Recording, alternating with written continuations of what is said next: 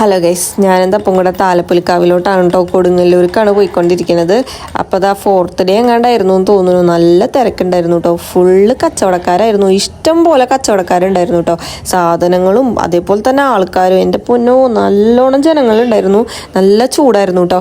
അങ്ങനെ നമ്മൾ വഞ്ചി കണ്ട്. വഞ്ചിക്ക് ഇപ്രാവശ്യം ഇച്ചിരി നീളം കൂടുതലായിരുന്നു കേട്ടോ. പിന്നെ അവിടെ ഈ പേരറിയാത്ത ഒരു പുതിയ സംഭവം ഉണ്ടായിരുന്നു കേട്ടോ. ഈ ഒരു പുതിയ റൈഡ് ഉണ്ടായിരുന്നു. പിന്നെ എന്നത്തെ പോലെ തന്നെ തൊട്ടിഞ്ഞാൽ അവിടെ കിടന്ന് കറങ്ങുന്നുണ്ട്. അതിൻ്റെ ഉള്ളിൽ നിന്ന് ആൾക്കാരൊക്കെ കൂകി വിളിക്കുന്നുണ്ട് കേട്ടോ. എൻ്റെ മുഖം കണ്ടാൽ അറിയാം, നല്ല പോലെ ഞാൻ വേർത്ത് കുളിച്ചു. നല്ല ചൂടുണ്ടായിരുന്നു.